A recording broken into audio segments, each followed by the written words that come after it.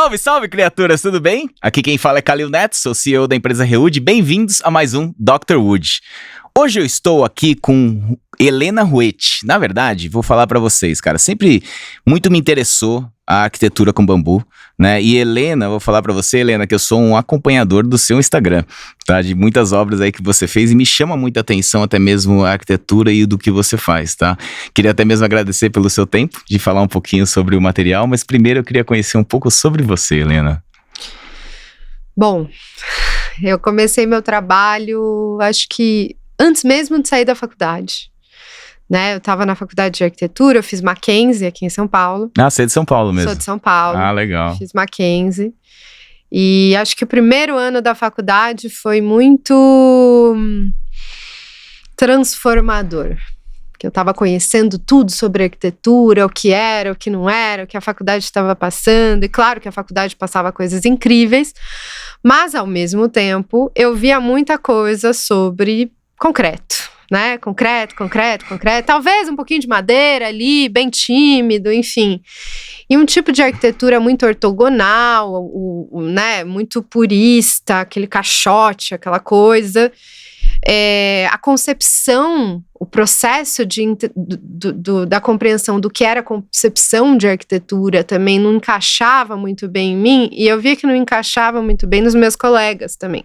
Todo mundo ficava assim, mas como que a gente cria, né? A gente empilha caixote, tipo, o que a gente faz? E aquilo começou a me faltar um pouco de sentido, né? Eu falei, não, tá me faltando sentido, e tudo aquilo que me falta sentido, eu tento encontrar uma alternativa. Uhum. E foi aí que eu me interessei muito por arquitetura indígena, né? Pelas malocas, por arquitetura, enfim, orgânica. E fui pensar, quem faz isso hoje? Tipo, aonde isso está sendo feito? E com qual material? Que arquitetura hoje usa isso como referencial, né? Onde está? Eu descobri que aqui na América, a Colômbia era um grande referencial, assim, para a questão da arquitetura ecológica e orgânica com bambu. E que essa arquitetura fazia referência à arquitetura indígena. Eu falei, então tem alguém que faz aquilo que movimenta o meu coração, né? Que faz sentido. Vi que também em outros lugares, tipo Bali, né? Na Indonésia, enfim, isso acontecia. Que existia uma nova arquitetura sendo construída com base em saberes ancestrais. Que ano que foi isso? Isso, acho que o segundo ano da faculdade. Entendi, bem no começo. Então. Sei lá, 2014. Uhum. 2014. 13, 14. E aí eu me interessei muito, fui fazer um curso de bambu, né? Alguns cursos de bambu, tanto no Brasil quanto fora.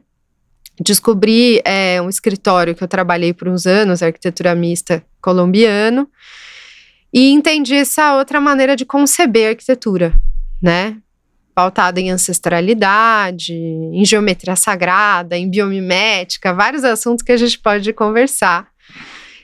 Mas principalmente usar a natureza como fonte de inspiração para a concepção. Porque a sensação que eu tinha, que era a gente já tinha abstraído tanto a coisa, né? A gente já não sei porque que eu vivo num quadrado ou um retângulo. E o não saber a origem disso me incomodava muito. Uhum. Então eu precisava investigar o porquê. E aí são 10 anos ou mais trabalhando com isso e 10 anos investigando a mesma coisa. Cara, mas onde você achou esses cursos de bambu? Porque bambu, cara, é uma coisa que é muito difícil você achar com uma pessoa que já trabalha com bambu, né? Como é que você foi desenvolvendo isso? Eu acho que a referência veio de dentro e de fora. Eu vi quem aqui já falava disso, né? Ou por exemplo, tem um arquiteto que se chama Chico Lima, e ele trabalhava e trabalha com bambu. Eu falei, tem um referencial, né? Tomás Lutufo também, mais velho que eu, que já vinha com trabalho de permacultura, de bioarquitetura. Eu falei, mas qual desses materiais que essas pessoas trabalham que mais me interessa? Qual é o material que mais tem qualidades, características e flexibilidade para que eu possa criar uma arquitetura realmente orgânica? Aí eu falei, o bambu. E isso eu vi referências fora do Brasil. Uhum. Ainda não dentro do Brasil nessa época, mas eu falei, não, se existe referência fora, então existe possibilidade. Então eu vou trabalhar com isso. né? Fantástico, cara. E uma palavra que você falou que é muito importante, referência. Referência. Helena, quais são as suas referências, principalmente no bambu? Nossa, eu acho assim, a gente tem a Ibuco, a gente tem a arquitetura mista mesmo, que é colombiana, a Ibuco é de Bali. A gente tem o Lúcio Ventania aqui no Brasil, que é um bambuzeiro incrível, com uma tradição maravilhosa, também na movelaria, mas ele curva os bambus de uma maneira assim mágica. A gente tem, enfim, são muitas referências, eu acho que principalmente nessa tríade, essa tríade Indonésia, Colômbia, México, Brasil, Sim, por aí, sim. assim, eu acho que eu tenho algumas coisas que eu sou apaixonada, mas para mim o principal é quando a gente faz o cruzamento entre ancestralidade, novas tecnologias, porque você trabalhar com bambu é você desenvolver tecnologia no canteiro de obra o tempo inteiro. Você está desenvolvendo. Você vai ter que desenvolver um encaixe, tudo, né? Então, novas tecnologias, experimentação no canteiro e ancestralidade. Tudo que faz essa ligação para mim são as minhas referências. E uma outra palavra também que você falou que é muito importante, concepção. Eu sempre falo que concepção, e sempre falo que um prédio de concreto, um prédio de aço nunca será um prédio de madeira. Entendo também que o bambu tem suas peculiaridades em termos de concepção. Com certeza. Como se concepciona em bambu? E quais são as características que devem ser levadas em consideração para, se na verdade, concluir uma obra em bambu? Sim. São várias maneiras. Então, bom, primeiro, vamos imaginar que a gente está construindo uma arquitetura convencional, ortogonal, só que a gente está usando o bambu como estrutura e não madeira ou não alvenaria, enfim, outro tipo de estrutura, não concreto, que eu preciso entender que eu estou trabalhando com material natural.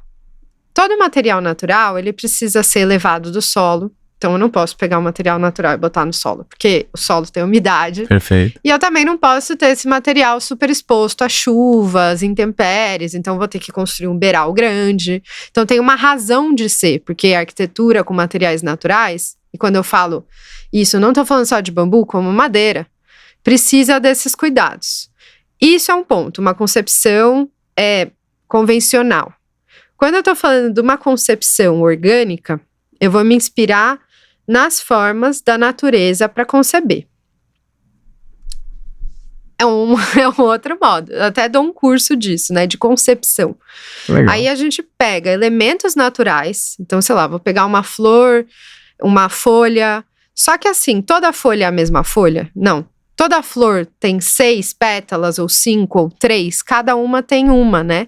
Então, eu ensino a pessoa a enxergar a flor e a folha, entender o parâmetro desse elemento natural e construir com um parâmetro. E por isso que a gente chama isso de arquitetura paramétrica, que a gente vai trabalhar o parâmetro daquelas formas naturais para concepção. Então, é uma outra maneira de conceber, coisa que eu não aprendi na faculdade e que me fez bastante falta.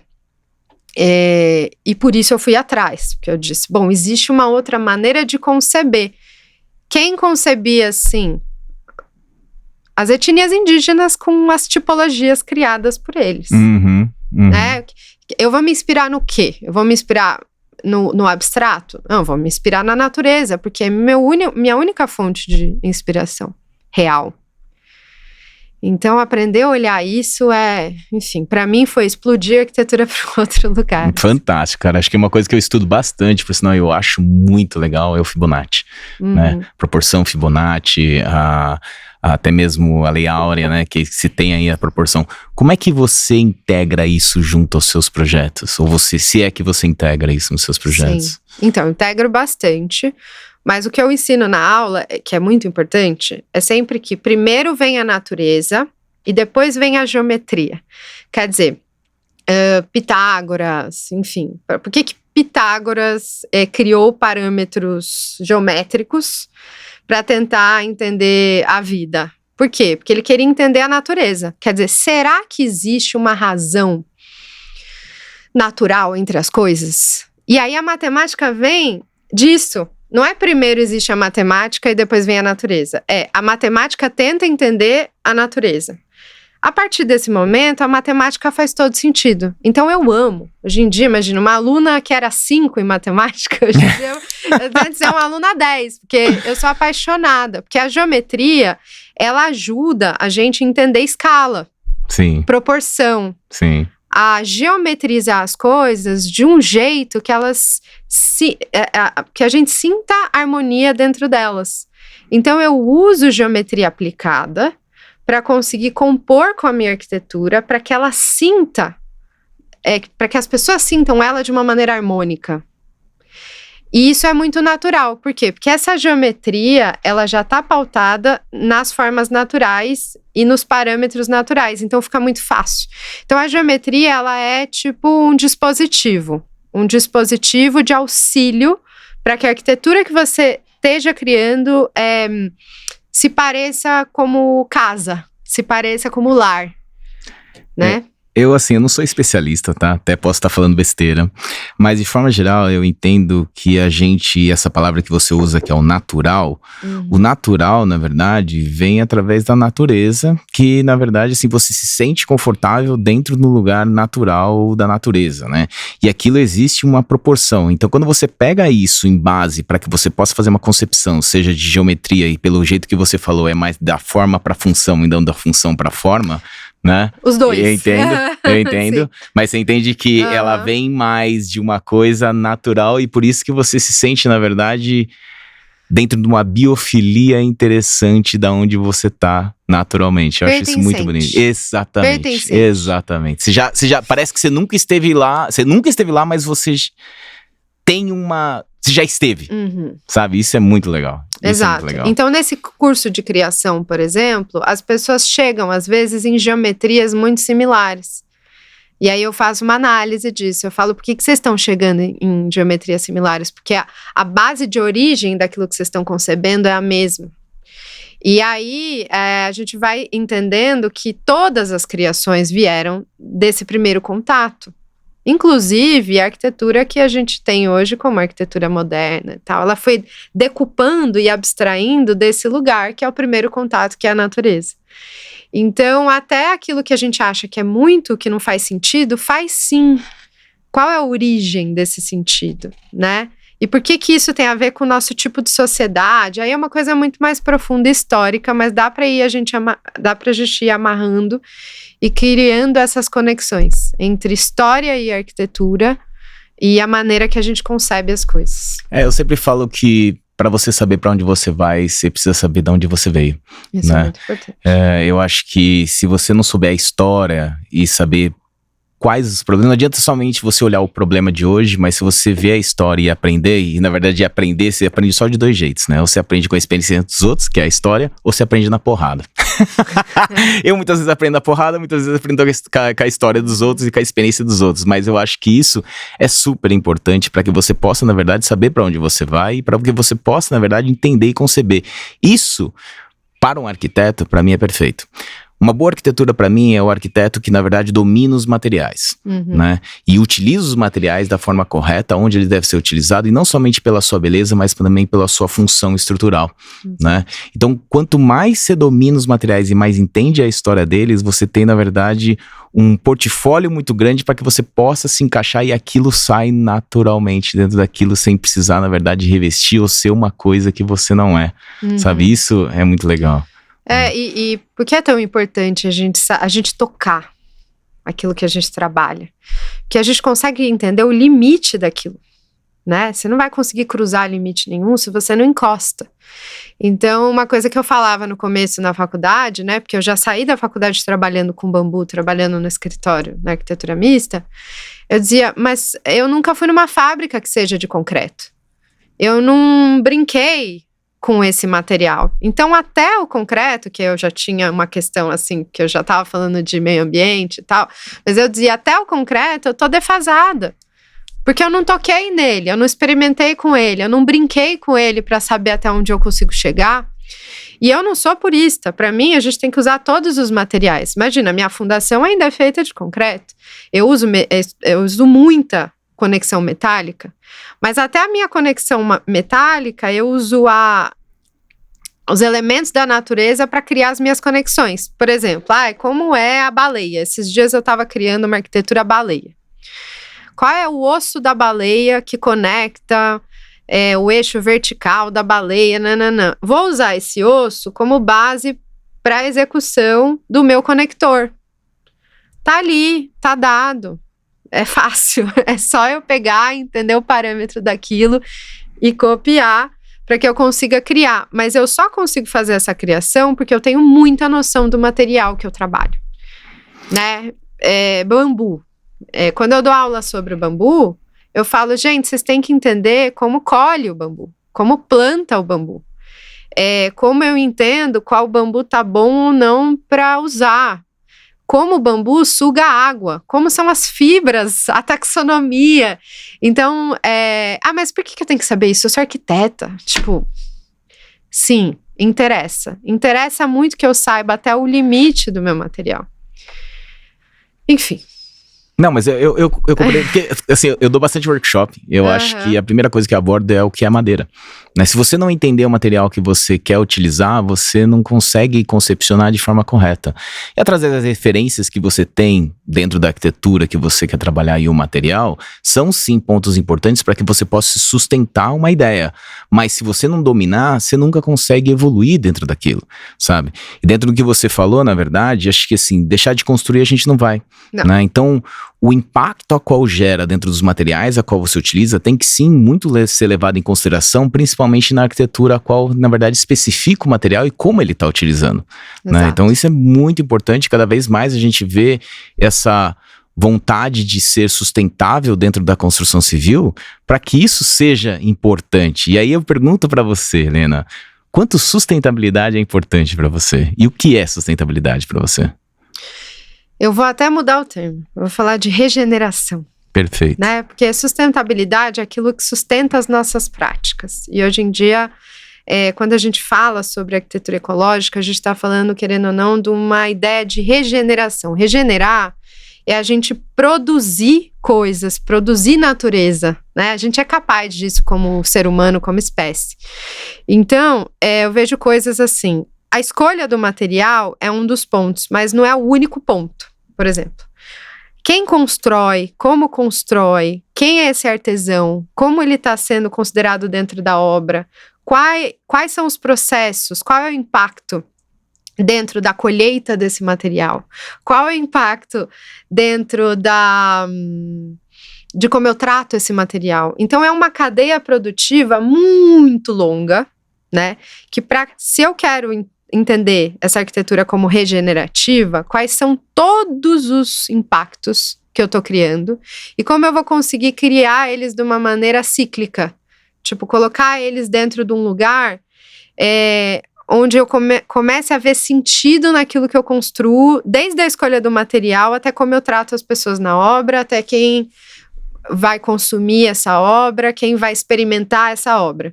Então, por exemplo, inserir cursos de capacitação dentro do processo construtivo. Eu amo, porque eu acho que a gente tem que avançar no quesito tecnologia ancestral. Não é porque eu acho bonitinho, é porque eu quero avançar na experimentação. O material bambu. Então, eu tenho que conhecer tudo sobre bambu e tenho que entender como encaixar ele da melhor forma para criar o que eu quero criar.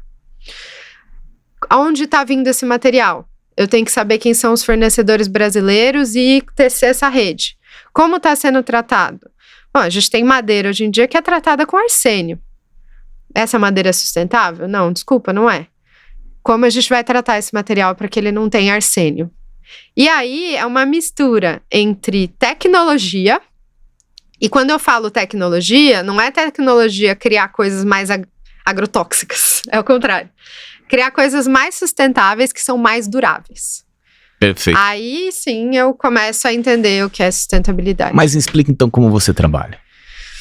Eu trabalho dentro de todo esse processinho da cadeia. Uhum. Então é assim, hoje em dia quem são os meus fornecedores? Se eu ainda não tenho todos que eu quero, Mas você trabalha com cliente final. Com cliente final. Perfeito. Não, sou arquiteta, tem coisa que eu não mexo.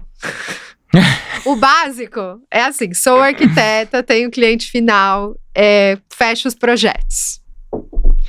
A partir disso, eu faço toda essa brincadeira dentro da cadeia produtiva do bambu. Uhum. Isso significa que nem sempre eu estou num estado que eu vou ter o material que eu quero para trabalhar. Então, eu vou ter duas opções. Ou eu vou ter que construir junto uma parceria com um novo fornecedor. Eu me meto em todos os pedaços da cadeia. Tá. Em resumo. Essa é a questão que muda um pouco, né? Se você está trabalhando com material que você compra numa venda qualquer, você não precisa se intrometer dentro de todos os processos da cadeia. Não é o caso. Então, sim, você tem que conhecer todo mundo da rede desse material. Como na madeira, eu sei que tem um pouco disso também. Tem uma rede da madeira, as pessoas se conhecem. Elas fazem testes juntas. Isso existe no bambu também. E como é que você consegue... Aí, por exemplo, várias perguntas, né? Mas como é que é desenvolvido o cálculo estrutural para uma estrutura dessa? Como é que é feito? Quem calcula isso? Legal. Então, hoje... Porque se já é difícil calcular, achar engenheiro que calcula madeira, você imagina o cara que calcula bambu, né? Isso lembrando, gente, que bambu não é madeira, hein? Não é madeira. Bom, hoje a gente tem engenheiros especialistas no Brasil em bambu orgânico. Que né? legal. Então, isso já é possível. No começo, quando eu comecei lá, 10 anos atrás, eu não conhecia muitos engenheiros no mundo que trabalhavam com estruturas em bambu orgânico. Já conhecia, sim, alguns que trabalhavam com estruturas convencionais, porque, como eu te falei, na Colômbia existe uma tradição do trabalho com bambu muito antiga. Então, agora eu fui dar aula lá, existem professores que trabalham há 30, 40 anos só em especialização do bambu. Então, legal. assim, a gente tem referências e mestres dentro da engenharia que fazem esse trabalho muito bem. Mas essa parte orgânica não existiam tantos. Então, eu fui conhecer o engenheiro da Ibuco, lá em Bali, conheci um engenheiro na Colômbia, México, e os brasileiros foram sendo treinados por esses engenheiros de fora do Brasil. Alguns engenheiros foram para Bali, alguns engenheiros foram para Colômbia. E voltaram para o Brasil com esse conhecimento. Então, hoje em dia, a gente tem uma engenharia especializada no Brasil, não é só uma pessoa, mas como algumas. E todo o cálculo é feito com base na ABNT brasileira do bambu, que hoje em dia a gente tem uma ABNT brasileira do bambu, né? Que legal. Então, é muito lindo isso. Porque se você pensar que em poucos anos a gente já conseguiu ter pessoas que, enfim, fazem e dão esse suporte. São engenheiros super responsáveis. E, né, a gente consegue aí criar com muita segurança e tranquilidade dentro das leis e dos parâmetros da ABNT e tudo certo. Fantástico. É uma coisa que até deve ser igual a madeira serrada, né? Que você deve ter vários tipos de bambu com várias características físicas e mecânicas diferentes uma da outra. E daí, dependendo do lugar onde você vai construir, você tem uma disponibilidade de matéria-prima ou não tem a disponibilidade de matéria-prima. Isso tudo é padronizado. Como é que acha matéria-prima? Porque é uma matéria-prima diferente, ou é um bambu diferente, ou você tem vários. Quais são os tipos de bambu? Como é que funciona? Existem muitos tipos. Então, a gente tem mais de 130 espécies aqui no Brasil que a gente poderia usar. Mas para construção civil, hoje em dia eu trabalho com 5, né? Que são? 5, 6. Asper, Guádua, Mossô, Cana da Índia e... Quem mais que eu tô esquecendo? Asper, Áurea. Então, sei lá, né? Tem algumas espécies que eu gosto mais de trabalhar. Mas, onde achar? Bom, existem esses bambus no Brasil inteiro. A questão é, quem são os produtores que estão aptos a vender esse bambu na idade certa, no tempo certo? Por exemplo, não é qualquer bambu de qualquer jeito. Não é o bambu que eu acho ali na estrada, né? O bambu, ele tem que ter de 6 a 8 anos, ele tem que estar no estado perfeito. Para eu usar ele, eu preciso fazer um teste com ele. Então, o ideal é que eu pegue esse bambu e faça um teste. Eu faço alguns testes lá com o pessoal do MAC Bambu da engenharia, mas tem uns outros lugares que você consegue testar. Pela ABNT, você deveria testar todo o bambu que você constrói. E tem alguns bambus e alguns fornecedores onde esse teste já foi feito. Então, tem os fornecedores certificados. Ah, então tem fornecedores certificados? Tem. De bambu. E aí, legal. se você não é um fornecedor certificado, e eu conheço alguns que estão no processo, a gente conversa, como que faz, como faz o tratamento, eu passo tudo. né? O tratamento é assim, a gente abre uma vala assim, a gente compra o material em tal lugar, é muito longo para eu falar aqui. Sim, não, perfeito. Mas é um processo que eu me meto, né? Então, eu tô no estado, eu não tenho fornecedor, o que eu vou fazer? Sempre tem um produtor, mesmo que ele ainda não entenda direito como fazer a coisa certinha. Aí eu dou uma consultoria para que ele se torne, então, um fornecedor apto. Que legal, cara. Que legal. Poder trabalhar, pelo menos a gente ter certeza que aquele material vai ter uma qualidade excelente para o cliente final. Porque minha preocupação é em oferecer o melhor material. Puta, que fantástico, cara. Eu nem sabia que tinha tanta... Devia ter, mas não sabia que tinha tanta diversidade, assim. E a disponibilidade desse material é fácil, é difícil? Como é que é? Bom, o bambu é uma gramínea. Então, como tal, ele nasce que nem grama, literalmente. Sim. E a gente tem no Brasil inteiro. Mas é como eu te falei, não adianta a gente ter ele, só que ter ele sem manejo. Ele precisa estar manejado. E muita gente que tem, inclusive plantações gigantes, né? A maior plantação de guádua no mundo é no Brasil, no Piauí. São milhares de hectares. Só que é uma floresta toda não manejada. Então, é difícil. O que ajuda? Não ajuda em nada, né? Então, hoje em dia, minha luta é para que a gente entenda, os fornecedores sejam valorizados, né? Essas pessoas que são produtoras sejam valorizadas e elas entendam que aquilo que elas têm na mão é um material excelente, por exemplo, para construção civil. Que aí a gente começa a ter uma outra... Então, sim, eu tenho abundância desse material, o Brasil inteiro. Mas eu não tenho manejo desse material no Brasil inteiro. Um pouco diferente da madeira, nesse sentido, né? Porque quando eu tenho uma madeira hardwood, né? Uma madeira de lei ali, eu entendo o peso que aquilo tem. Aí eu tenho um bambu de uma espécie sensacional, eu não entendo o peso que aquilo tem. Então, por isso que eu dou aula, falo tanto, por isso que eu tô aqui. Para que a gente consiga entender. Olha, eu tenho uma coisa na minha mão, que é um bambu, assim, com uma capacidade de compressão, de tração excelente. E que eu poderia fazer uma casa que dura 200 anos. Sim. Porque eu vi casas de 200 anos. Né? Ah, Helena, mas... Não, a gente tem madeiras que duram 200 anos e casa. E a gente tem bambu na mesma medida. Eu acho que assim, se você for comparar, principalmente em termos de resistência e peso, que é o que é mais importante quando eu comparo, por exemplo, com concreto e madeira de pinos, que o pessoal tanto fala que madeira de pinos é para caixa de sapato ou caixa de maçã, né? Que você fala que o pinos tem 5 vezes mais leve que o concreto e ele pesa... Ele é 5 vezes mais leve e ele tem um FCK de 30 MPa, que é o que o concreto ali tá procurando em forma... Cara, é absurdo, entende? Agora, se você fala pro bambu, que é uma fibra longa, 60, é 90 muito maior. MPa. É e aí muito você fala, maior. uau, exatamente. Aço. Sim, ele consegue uma aço. Resistência, assim, gigantesca, sabe? Se a gente compara, é aço. Né? E o material engerado de madeira, ele vem através da vontade, na verdade, de eliminar a não homogeneidade do produto, né? Então, por exemplo, quando você fala uma madeira de pino serrada, você pode ter uma resistência mecânica que pode variar até 100%, seja da mesma árvore.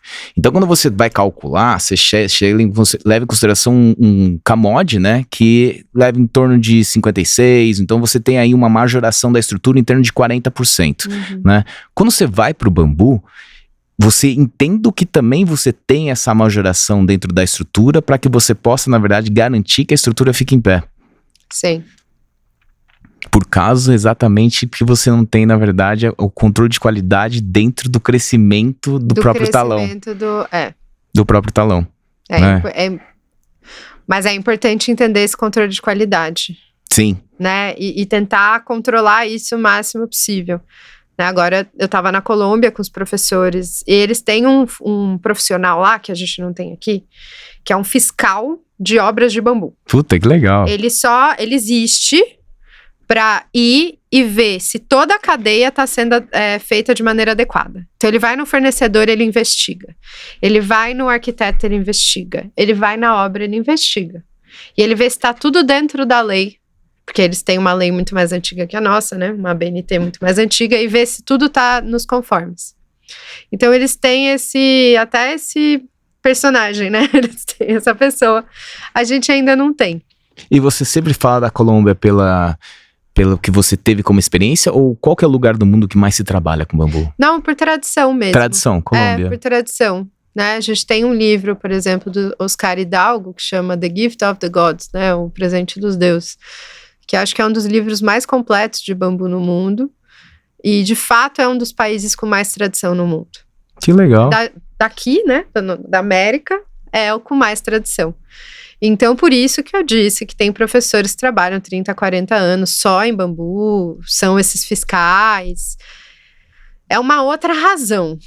Realmente, é uma coisa dada em todas as faculdades, imagina. Se a gente Nossa, nem aqui, Madeira tem em todas as faculdades, então, né? Eu tô falando de um país que em toda a faculdade de arquitetura tem um tema bambu dentro da carga, né, de aula. É diferente. Que legal, cara. Fantástico, fantástico. E em termos de... Eu entendo assim que a madeira, na verdade, como você falou, ela tem o seu mercado, vamos dizer assim, mais explorado ou mais valorizado do que o bambu pelo simples fato do que a gente faz exportação e o produto tem aceitação na Europa. Como é que funciona esse mercado do bambu mundial? Bom, o que está acontecendo agora é que até eu acho que guiado pela arquitetura paramétrica com materiais naturais, e como o bambu ele tem essa capacidade de adaptação e flexibilidade, ele consegue chegar, muitos países estão começando a até exportar bambu. Legal. Ou se não, eles estão começando a produzir. Então, tem produtores, por exemplo, na França, na Espanha, em Portugal, que são os países mais quentes ali, né? A gente tem um trabalho com bambu começando a acontecer ali nos Emirados Árabes. A gente tem um trabalho com bambu na China, esse realmente é bem impressionante e dado também nas universidades, porque antes bambu era uma coisa para construir andaime, mas eles faziam andaimes de 30, 40, 50, 60 metros, né? Então agora está virando também matéria para repensar. Indonésia, Brasil, países aqui, México, Colômbia e outros países aqui. Então, eu sinto que, guiado pela questão da arquitetura paramétrica, a gente tá com o bambu, meio que o bambu tá vindo junto, né? Até porque não adianta nada você construir uma arquitetura paramétrica, lindíssima, mas se eu usar toneladas de concreto, toneladas de aço, né? A gente já está com outras questões. Hoje em dia a gente está falando de sustentabilidade. Então, se a gente consegue um efeito igual, mas com material natural, que dura, por que não? Por exemplo, hoje todo mundo me pergunta, Helena, mas e a cobertura? Porque esse era um problema, né? Sim. Você faz arquitetura paramétrica. Louca. Como que eu cubro esse negócio? Tá maluca? Hoje em dia a gente trabalha com cortiça projetada, que vem da Espanha. Quer dizer, eu acho fantástico aquele produto. O material que eu tô usando para cobrir as coisas tá vindo da Espanha. Daqui a pouco a gente tem uma empresa aqui que faz a cortiça. E essa cortiça Helena, mas cortiça é antiecológico. Não, essa cortiça ela é feita com rolha de vinho reciclada. Uhum. Então não é que... Sendo que a gente, em comparação, tem materiais que usam asfalto. Quer dizer, é muito mais legal, né? E a durabilidade é 30 anos sem eu passar de volta. Então, você imagina, a gente tem hoje em dia, isso que eu falo, que é tecnologia, ancestralidade, experimentação. A gente está num ponto muito legal para o desenvolvimento desse novo tipo de fazer arquitetura, que é, de fato, mais ecológico. Sim. E eu acho fantástico aquela cortiça projetada, eu acho fantástico essa tecnologia. Eu acho que o grande problema, na verdade, e pelo menos é o que eu sinto, ou até mesmo senti, ainda sinto, né, é mão de obra, né? Como é que você desenvolve sua mão de obra para fazer as suas estruturas? Então, obviamente vai ser uma mão de obra mais especializada. Uhum. O que eu acho lindo, porque a gente está falando de pessoas que são mais reconhecidas e mais valorizadas. A gente está falando de um retorno ao que é ser artesão e artesã, porque eu também tenho um trabalho grande com as mulheres, depois a gente pode falar. Mas é um retorno à valorização da mão de obra. Então a gente tem um material que de fato não é tão caro, A gente tem um material que é mais barato mesmo.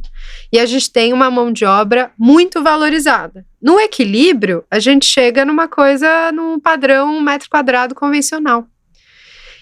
Primeiro, isso em custo. Super vale a pena para quem vai fazer.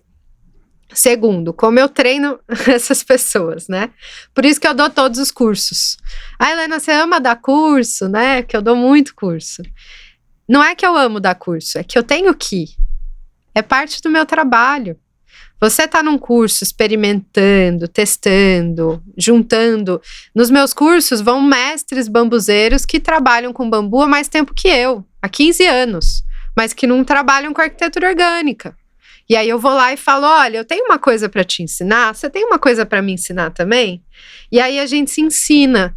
Então é um processo de criação coletiva, como eu também acho que acontece na madeira. Eu vejo, porque eu já falei com o pessoal da ITA, por exemplo, sobre fazer experimentação e tal.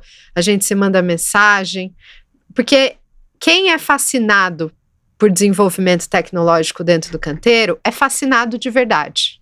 E não vai parar.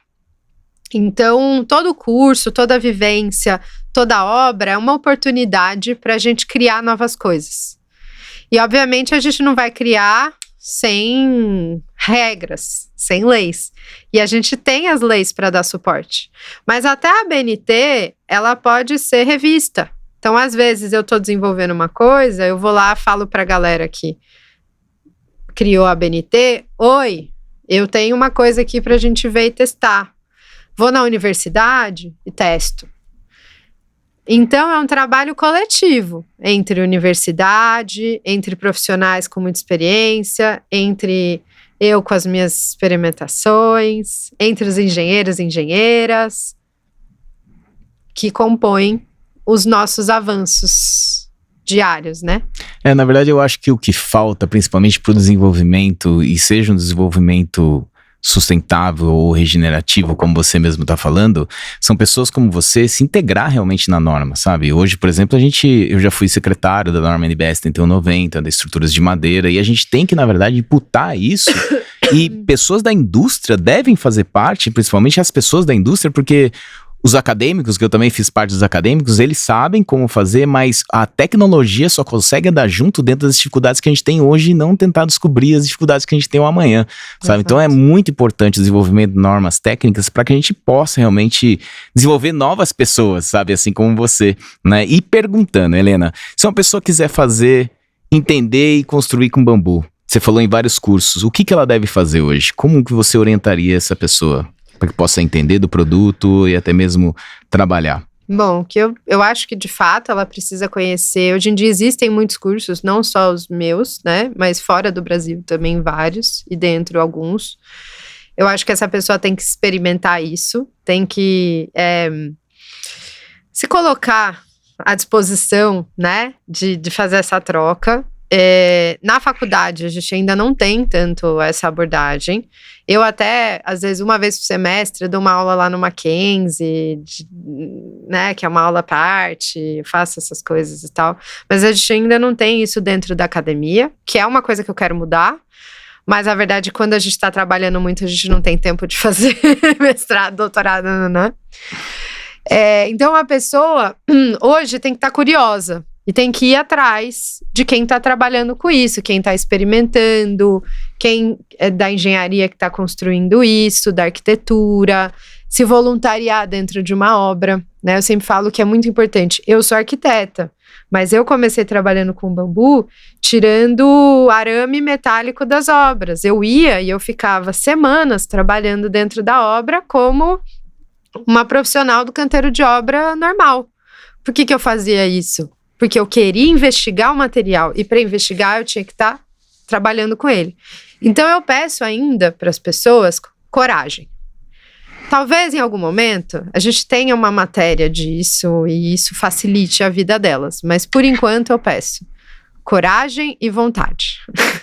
Eu acho que isso tem uma relação muito grande, que também no começo eu queria saber sobre material e eu ia nas indústrias para entender, e nem se for para trabalhar de graça, eu queria entender aquilo.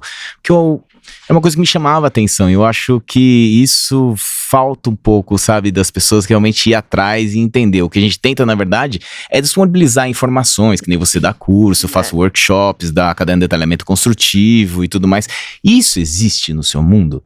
Caderno de detalhamento construtivo, Existe. de como desenha, e como é que a pessoa pode ter acesso a isso? Olha, eu ofereço, né? Dentro dos cursos, eu ofereço. Eu também tem muito estudante de TCC que me procura, né? Eu preciso que você me guie, eu preciso que você me dê uma ajuda. E aí eu sempre tento fazer com que a pessoa crie um manual, né? Então eu já uso essa relação com os estudantes para criar manuais. Então existem vários por aí, na verdade, inclusive alguns disponíveis na internet. Eu tenho os meus que eu já fiz, que quem quiser pode entrar em contato e eu passo.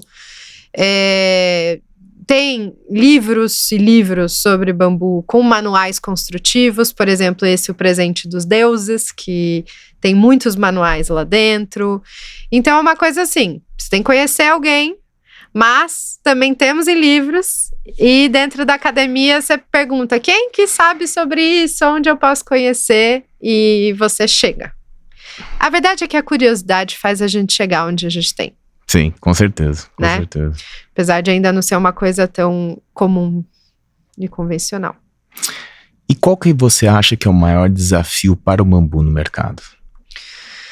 Bom, a gente ainda tem muitos desafios, né? Acho que um dos maiores é tirar o preconceito do cliente final, de que é um material sim durável, sim muito resistente. E normalmente ele consegue sair desse preconceito quando ele entende a beleza da arquitetura que a gente consegue criar através do material. Então, meio que fazer arquitetura orgânica me ajuda a desmistificar a questão do material. Então, isso já está acontecendo. Outras dificuldades, mais fornecedores aptos, com certeza, em vários estados. Mas para isso eu preciso que mais arquitetos estejam trabalhando com material. Então, minha ideia nunca foi ser monopólio arquiteta do bambu, não, eu quero, por isso que eu dou aula também, eu quero que vários arquitetos estejam trabalhando com bambu, e estimulo isso, quero concorrente, né, que mais? Essas são as dificuldades maiores, né, então acho que é o preconceito e o fornecimento. Eu acho que preconceito, eu sempre falo aqui que preconceito é a falta de informação que as pessoas têm. Uma vez que ela entende, na verdade, que existe toda uma engenharia e todo um desenvolvimento por trás para que aquilo seja concebido, aquele preconceito meio que se acaba. E aí o outro ponto, na verdade, que a gente fala, que eu sempre falo, por exemplo, é o momento Eiffel. Né? Gustavo Eiffel, que fez a Torre Eiffel, na verdade, ele fez aquilo para mostrar que a estrutura de metálica ela poderia ser feita daquela forma e aquele tamanho daquela estrutura para mostrar para o mundo inteiro que a estrutura metálica era uma possibilidade. Até mesmo quem montou a Torre Eiffel foram os próprios carpinteiros e pelo menos pela história você fala que os carpinteiros até mesmo cavaram sua própria cova porque eles montaram uma coisa que abria a porta para um outro mundo, né? Eu acho que o que a gente precisa, e isso que eu quero até falar das suas obras, é um momento Eiffel, né?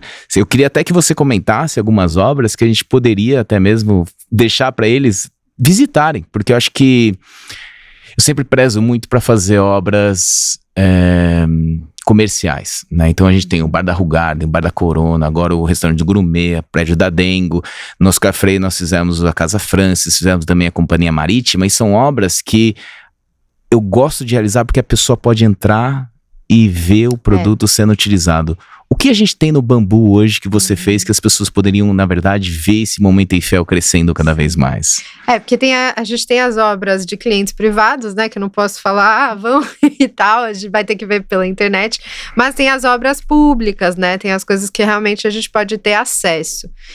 Aqui em São Paulo, por exemplo, a gente concebeu a cobertura da loja Farm com o Marcelo Rosenbaum, que foi uma parceria muito incrível e dá para qualquer pessoa ir na loja entender.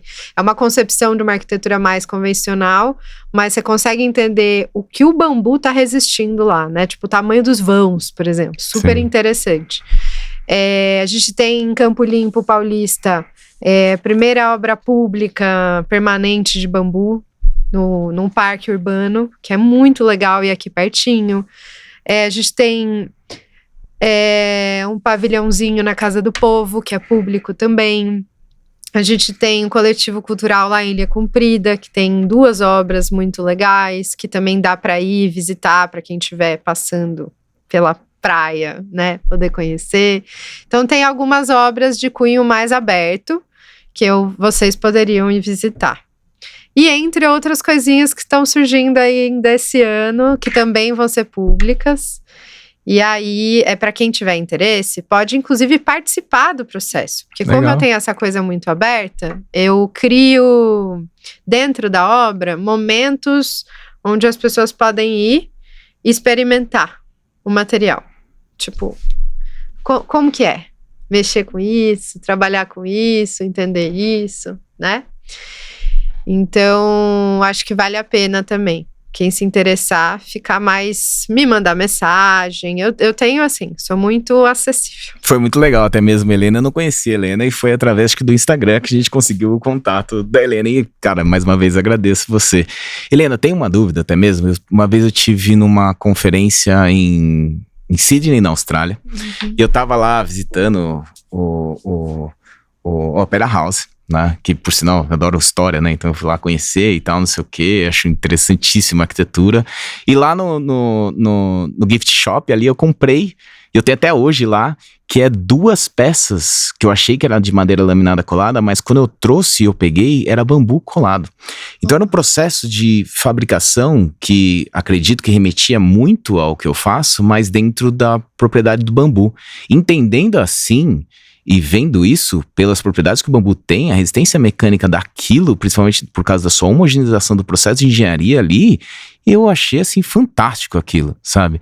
Helena, você sabe me falar um pouco mais como é que esse processo de... Não sei nem se eu posso falar de madeira ou bambu colado ou algo do tipo. Como é que funciona isso? E quais são os países que hoje têm isso? A gente tem uma pesquisa no Brasil, feita por um professor do Mackenzie, muito legal nesse sentido, mas enfim, são dados que eu não posso passar aqui, mas sobre laminado colado de bambu, muito interessante, muito resistente e tá em processo de fabricação, então isso existe no Brasil. Que legal. Muito legal. E tem também a técnica que eu uso, que é o bambu laminado não colado, né, onde eu pego fitas de aço inox e faço a composição desse bambu em feixes. E aí, através desses feixes, a gente cria essas cordas, e colocando essas cordas em compressão, a gente tem uma estrutura super flexível, ao mesmo tempo que rígida, ao mesmo tempo que mecanicamente, assim, surreal. E por que eu acho que funciona até um pouco melhor desta forma? Porque o bambu, ele precisa de um pouco de movimentação, principalmente quando você está colocando ele em compressão. Então, quando a gente não cola, a gente permite essa leve movimentação, o que é benéfica para o trabalho com bambu. Então, funciona bambu colado, tem provas e tem testes, e é super resistente, mas a gente também funciona muito bem com ele não colado, com ele comprimido. Hoje eu acabo trabalhando mais ele comprimido do que ele colado. E essa técnica, ela permite que eu trabalhe até com dupla curvatura, tripla curvatura. E então tem várias arquiteturas que eu posso até disponibilizar que tem tripla curvatura, assim, né? E que a gente consegue por essa questão do transformar o material numa outra coisa e comprimir ele. Então eu faço isso tanto com ripa quanto com o bambu roliço, curvado com fogo, para que a gente crie feixes e fixe esses feixes com aço. Mas aqueles elementos, por exemplo, que a gente vê bastante em lojas de decoração, que são aqueles elementos que a gente utiliza, seja em tábua, seja em elementos de banheiro, né? Que você vê, cara, pra mim aquilo lá é fantástico. Laminado porque o bambu colado. É laminado colado. Mas é uma colado. desfibrilação do produto ou é um corte colado? É um corte colado. Você tá tirando a casca e você tá... Encaixando tem uns que são comprimidos. Que aí é uma... densificação. Tem como fazer isso. Acho que no Canadá, no Polo Norte, eles estavam fazendo uns testes também. No Canadá eu até participei dos testes. Então, existe testes nesse sentido, né? De transformar mesmo o material numa outra coisa, ultra mega resistente, pelas fibras longitudinais, fica mais resistente ainda. Mas é isso, a gente tem milhares de maneiras de decupar esse material. A que eu acabo usando muito é literalmente fazer as ripas e juntar em feixes, que já é muito resistente. E existe uma empresa que já faz isso em alta escala, no bambu, com esse produto com... Ripado? Não, esse desfibrilador, esse colado, por exemplo. Então, existe agora um que tá acontecendo. Mas no Brasil, você fala? No Brasil. Mas e no mundo? No mundo tá acontecendo ao mesmo tempo. Entendi. Tá todo mundo... Então é uma coisa nova, vou dizer assim. Tá todo mundo correndo. Pra chegar no mesmo lugar. Entendi, né? entendi. O que faz todo sentido. Porque fica mais resistente. É tipo um laminado colado mais resistente. Sim. Então é óbvio que existe muito interesse em conseguir executar isso o quanto antes. E como é que você enxerga esse futuro do bambu daqui pra frente, sabendo de todo esse desenvolvimento? São muitas possibilidades. Eu tenho certeza que eu vou trabalhar com isso até os meus 90 anos, tranquilamente. Eu vejo... O que eu vi de crescimento em 10 foi muita coisa. Uhum. E eu sou muito jovem, né? Eu tenho 32 anos. Então me deixa muito feliz. Porque eu fico imaginando, se eu já vi essa transformação em 10, o que eu posso esperar daqui 40? Então eu tô querendo que o tempo vá, para que eu veja. A gente quer ver as obras prontas, a gente quer ver as coisas acontecendo, né? Eu falo... Eu tava numa conferência agora nos Estados Unidos sobre mass timber, né? E todo mundo tava falando a mesma coisa. E foi uma pergunta que eles fizeram lá e eles chamam de momento catedral. Que quem, na verdade, constrói a catedral, o arquiteto que constrói, a pessoa que concepciona, nunca vê a catedral final pronta, por causa do tempo que ele tem em construção. Eu acredito que, assim, os pontapés iniciais são dados, né? As pontas são soltas, mas o final, a gente sempre fica para a próxima geração. Eu acho que Exato. Eu também vi bastante em 10 anos o laminado colado, sabe? O lamelado colado, mas eu acho que ainda a gente vai... Não vou falar perder, mas acho que ainda tem muito a ser desenvolvido dentro do processo. Com certeza. E aí a gente vê algumas coisas. Agora mesmo a gente acabou de entregar uma obra em Inhotim, né, ali do lado, que é lindo. Lindo. Eu tô, assim, muito feliz com o acabamento que a gente conseguiu. É um negócio que eu fico olhando. Eu fico, ai, que lindo. Ai, que lindo. Ai, que lindo. Mas esse que é o legal trabalhar, né? Momento. Mas a sensação que dá, na vontade que dá, né? É que a gente possa ter isso em escala. E muito. E que a gente possa espalhar essa sensação por aí. Através do trabalho de outras pessoas, né? Então, por isso que eu digo que eu quero muito ver o trabalho de outras pessoas. Porque existe muito aonde crescer. A gente tem ali um solo fértil. No Brasil, a gente tem um dos solos mais férteis, porque a gente tem uma quantidade absurda de território e de matéria-prima. Então, eu acho que aqui é um dos melhores... é um dos melhores países para trabalhar com bambu agora, assim. Eu acho muito legal. A gente está no lugar certo, no momento certo. Na Europa tem coisas e tal, mas imagina, eles têm que pegar navio, mandar bambu, os fornecedores ainda são muito jovens, a gente já está numa situação mais confortável. Então a gente pode aproveitar isso para, quem sabe, desenvolver o laminado colado aqui e exportar isso para o mundo. Fantástico, fantástico. Helena, tá quase acabando nosso tempo, mas tenho 2 perguntas para você. Helena, o que é o bambu para você? O bambu para mim não é só um material, não. O bambu para mim é uma entidade. Eu gosto de fazer uma relação com a arquitetura indígena nessa hora. Para as tipologias indígenas, a casa é um ente, é um ser, tem um corpo. O bambu também, ele tem um corpo, ele tem um espírito, ele tem uma estrutura, né? E ele tem muita coisa para ensinar. Desde o ponto de vista da questão da água, até da materialidade dele mesmo, das lâminas dele, de como ele faz os processos naturais, de como ele captura gás carbônico, enfim. E quando eu entendo ele como um ente, eu começo a construir com ele como se fosse um parceiro. Então, para mim, o bambu é um parceiro. ou uma parceira, enfim. É realmente algo que me ajuda a dar vida às coisas que estão dentro do meu coração e da minha cabeça. É um pouco... Fantástico, fantástico. E Helena, o que é arquitetura para você? A arquitetura é corpo também, né? Já que a gente está falando de corpo, a arquitetura é corpo, é lar, é o limite entre o externo e o interno. E esse interno pode ocupar muita coisa. Então, para mim, a arquitetura é essa lâmina, né? Que